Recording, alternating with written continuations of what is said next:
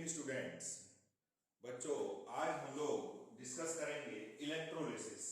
Electrolysis मैंने आपको Faraday's law में पढ़ाया था और मैंने उसमें एक सेंटेंस बोला था कि when an electric current is passed through an aqueous solution of an electrolyte, then chemical changes take place. This process is called electrolysis. और जिस कंटेनर में इलेक्ट्रोलिसिस होता है उस कंटेनर को हम बोलते हैं वोल्टामीटर। क्या बोलेंगे? वोल्टामीटर।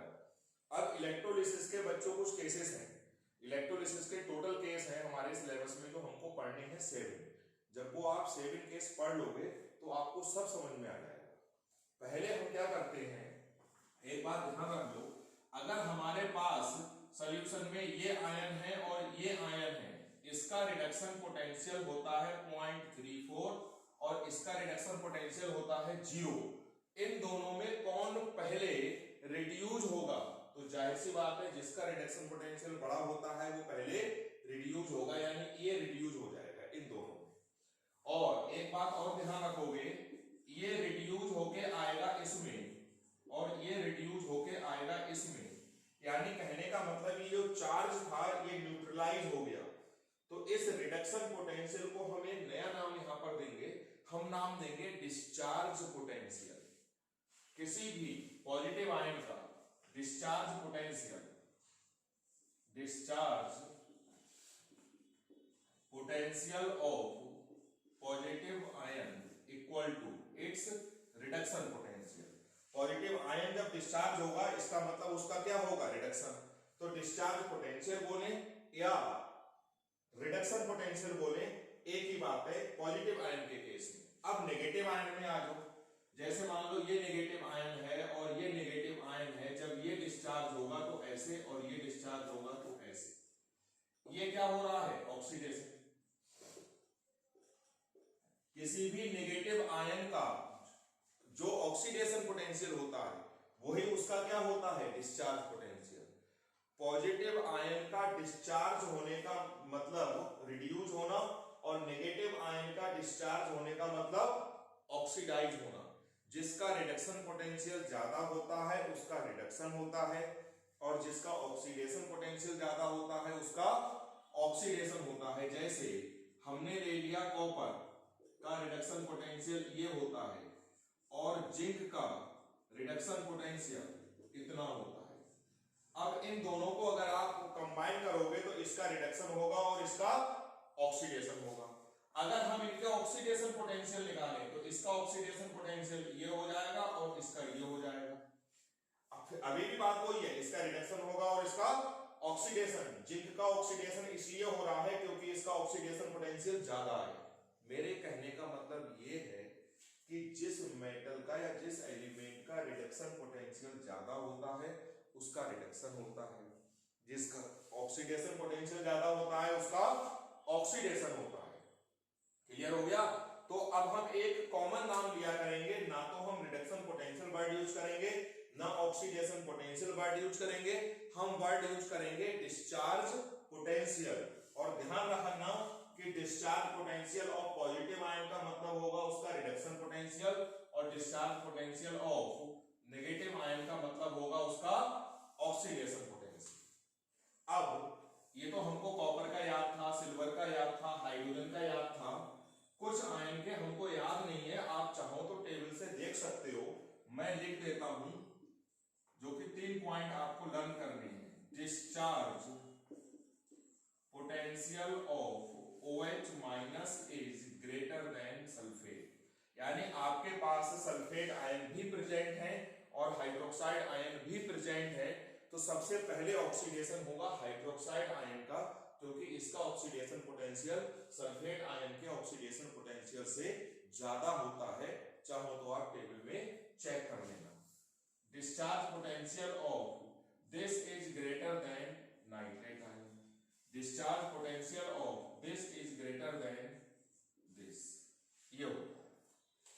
तो ये 3 पॉइंट आपको लर्न करने हैं। हाइड्रोक्साइड और सल्फेट में किसका पहले डिस्चार्ज होगा? कौन? हाइड्रोक्साइड। हाइड्रोक्साइड और नाइट्रेट में कौन पहले डिस्चार्ज होगा? हाइड्रोक्साइड। क्लोराइड और हाइड्रोक्साइड में कौन पहले डिस्चार्ज होगा? क्लोराइड, क्योंकि इसका ऑक्सीडेशन पोटेंशियल इसके ऑक्सीडेशन पोटेंशियल से ज्यादा होता है। तो ये 3 पॉइंट तो आपको लर्न करने हैं, बाकी कॉपर हाइड्रोजन सिल्वर का तो आपको लर्न है ही है। अब हमने जो पहला केस लिया है वो हमने लिया है इलेक्ट्रोलिसिस हम करवा रहे हैं एक्वस कॉपर सल्फेट का यूजिंग प्लेटिनम इलेक्ट्रोड, यानी हमने कॉपर सल्फेट का एक्वा सॉल्यूशन ले लिया, उसमें प्लेटिनम के 2 इलेक्ट्रोड डाल दिए। प्लेटिनम मेटल इनर्ट होती है, रिएक्ट नहीं करती है। इसकी जगह हेडिंग हो सकता था electrolysis of aqueous copper sulphate using inert electrode, एक ही बात है। अब हमने ये ले लिया एक कंटेनर, इसमें हमने कॉपर सल्फेट का सॉल्यूशन भर दिया एक्वस, इसमें हमने 2 इलेक्ट्रोड लटका दिए, एक पॉजिटिव और एक नेगेटिव कैथोड हो गया, पॉजिटिव एनोड हो गया। एनोड पे ऑक्सीडेशन होता है और कैथोड पे रिडक्शन होता है। अब कॉपर सल्फेट है एक्वस यानी पानी में, तो इसका जब आयोनाइजेशन होगा बच्चों, और ये स्ट्रॉन्ग इलेक्ट्रोलाइट है, स्ट्रॉन्ग इलेक्ट्रोलाइट 100% आयोनाइज हो जाते हैं, तो ये एरो बनेगा एक ही डायरेक्शन में। ये पानी है वीक इलेक्ट्रोलाइट, पानी का आयोनाइजेशन बहुत कम होता है, ये रिवर्सिबल रिएक्शन है। ये हो गया। अब आप लैंग्वेज लिखोगे इन, मैं आपको सेंड कर दूंगा लिखी हुई, in aqueous copper sulphate following reactions take place, ये रिएक्शन लिखोगे। अब जब आप करंट का फ्लो करवाओगे तो ये दोनों पॉजिटिव आयन जाएंगे नेगेटिव प्लेट, यानी नेगेटिव का मतलब कैथोड पे, नेगेटिव का मतलब कैथोड पे, हाँ सॉल्यूशन में है, यहां से मूव करेंगे यहां पर, और इन दोनों में देखो इसका डिस्चार्ज पोटेंशियल है 0.34 और इसका है 0, तो वो पहले डिस्चार्ज होगा जिसका डिस्चार्ज पोटेंशियल ज्यादा होगा।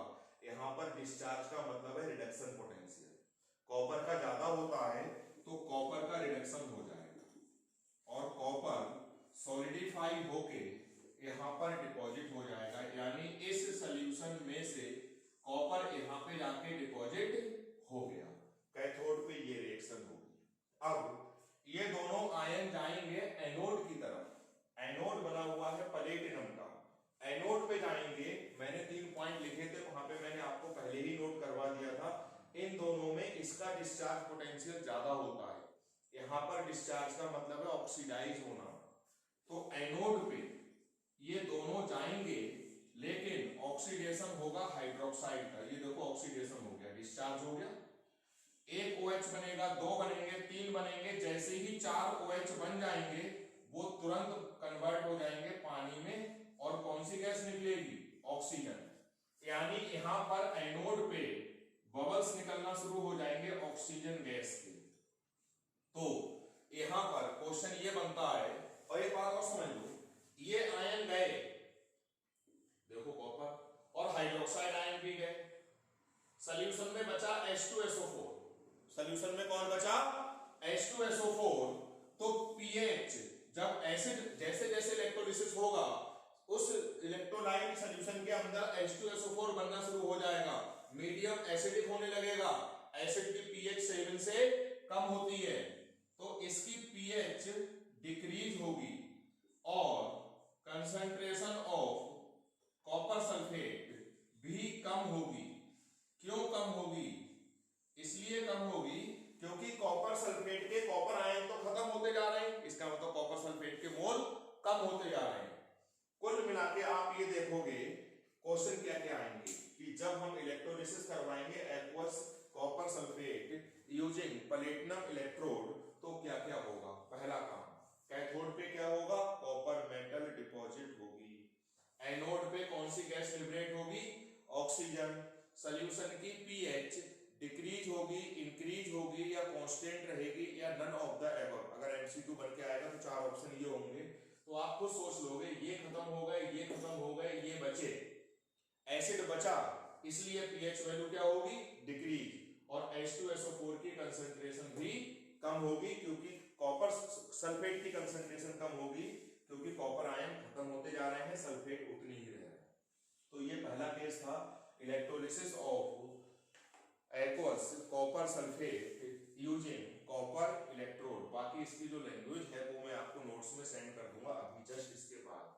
लैंग्वेज को मैं एक बार फिर से आपको मेंटेन करवा रहा हूं। आप लिखोगे यहाँ पर in aqueous copper sulphate following reactions take place, ये रिएक्शन लिख दोगे।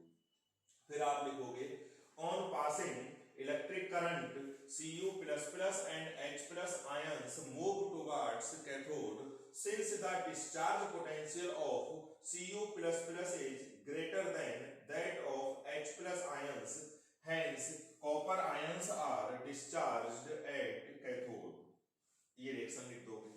फिर आप लिखोगे SO4- and OH- ions move towards anode since the discharge potential of OH- is greater than that of SO4-, hence OH- ions are discharged in preference to SO4- ions, और ये reaction लिख दोगे।